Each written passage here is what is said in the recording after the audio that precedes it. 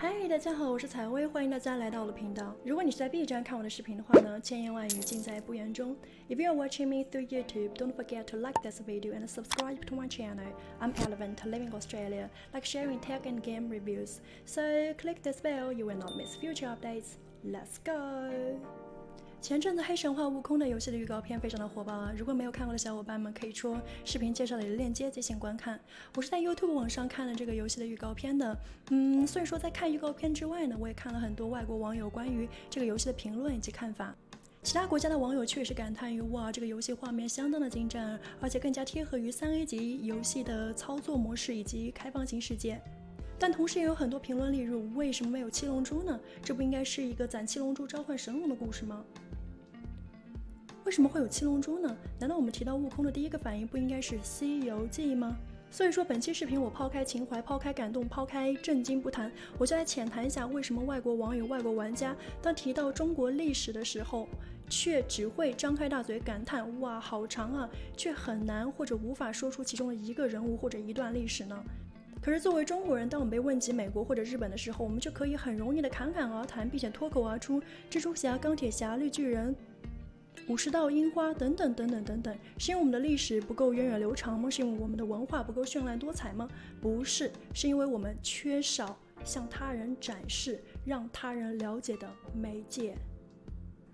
孙悟空来自于哪里？很多非中国玩家和网友提到悟空一词，第一个反应不是我们400多年前就拥有的《西游记》，而是在我视频刚开头所提到的七龙珠，亦或是英雄联盟 Dota 2里面的英雄人物。我理解，因为我们毕竟坐拥孙悟空这个最原版、最悠久的历史文化内涵及内核，但是却有多少其他国家的玩家和网友真正的去了解它？毕竟知道它最多的他国人是通过日本动漫以及日本游戏而去慢慢了解它的，亦或是通过与中国相似或者相同的东方文化背景而去慢慢了解它的。在如今中国的游戏圈如此的火爆，一个又一个的爆款 IP 出现，可是我们却没有真正的把中国文化融入在这一个个游戏以及一个个爆款 IP 里面。也许有人会跟我杠说，哎呀，王者荣耀里面不是有貂蝉、李白、刘邦吗？可是你试想一下，如果把这些人物的名字换成张三、李四、王五，会真的影响其游戏本质吗？游戏作为一个拥有重度沉浸式体验的传输工具，它是一个能够进行自我文化宣传以及文化对外输出的一个途径。可是现在越来越多的国产游戏越来越像快餐品那样，过度的注重游戏方式以及游戏玩法，而忽视了其游戏的最终内核文化。很多人把游戏视为逃避现实或者是发泄情感的东西或者工具，可是游戏更像一个艺术品那样，给出了全新的艺术感受以及方式，理所应当的应该去追求更多的细节、更多的社会责任以及担当。其实游戏作为新时代的产物，是完全有可能成为第9大艺术的。就拿第8大艺术电影为例，就拿由动漫催生的电影为例，其产生催生了新时代文化艺术的核心。就比如说美国的漫威系列，日本的宫崎骏的动画系列，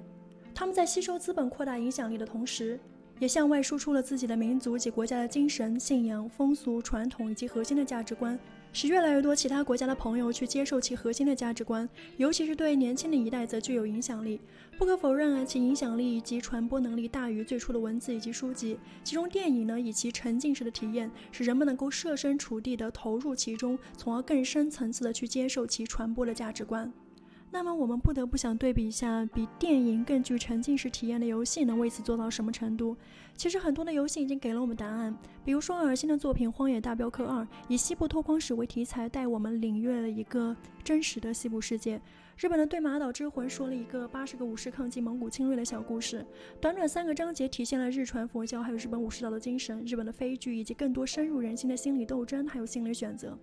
不得不说，这2部游戏可以算是游戏中的艺术品了，而且是可以不断进化的艺术品。我们玩家在游玩的同时会思考、会代入、会了解、会发现，从而在不知不觉中深刻地吸收了作品所期望传输给你的信息以及思考。而黑神话悟空让我觉得我们似乎终于有了一个属于中国自己传统的大 IP。是的，在不远的将来，可能我们真的要拥有了一部真正意义上的游戏，一个真正意义上的艺术品。麦克卢汉提出媒介是人的延伸，而我个人认为游戏已经成为一个传播速度最快最深刻的媒介之一。尤其是在当今的年轻群体中。随着游戏的发展，人们对游戏的要求越来越高，而且从游戏中想要获得的东西呢也就越来越多，也不仅仅是那个对抗、发泄情绪或者逃避生活的工具了。很多玩家希望通过游戏去体验、去感受、去思考，甚至去生活在一个已经逝去的年代，或者是一个难以想象的未来。所以说，游戏已经演变成了人们去感受历史、思考历史的机会，亦或是一个憧憬、向往未来的一个延伸。往往冲突是来自于不理解。随着中国的发展，社会地位的提升，如何让更多的人去了解我们中国的文化，理解我们中国的历史，并且能感受我们中国的价值观呢？亦或是用一种远程的、更加轻易的、更加直接的方式，让人们沉浸式的去了解中国呢？这变得越来越迫切。我认为游戏可以作为一个理想的媒介去做这个事情，尤其是在这个大娱乐时代，使越来越多的年轻人以更迅捷的方式去了解中国，去体验这个古老的中国的它的变化、它的理想、它的意愿、它的传统，还有它的文化。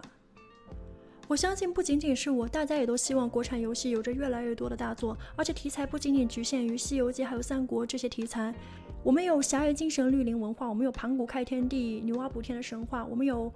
百花争鸣、百家齐放，我们有兵强圣人、人强胜天的精神。太多精美的 IP， 还有壮丽的文化。我希望我们游戏工作者能够为我们还有世界带来真正属于中国自己的文化大作。同时，我希望各大游戏厂商在资本允许的范围内能够承担更多的责任。希望当人们谈到游戏的时候，不再是排斥的，不再是认为它是玩物丧志的，而是把它们当作是艺术还有智慧知识的结合。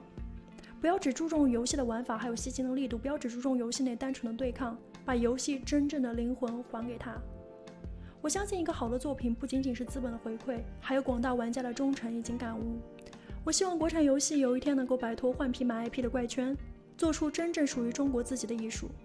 我希望当世人再次看到悟空或者是关羽的时候，他们的第一反应不再是七龙珠和光荣，而是赋予这些名字意义、故事、灵魂的中国。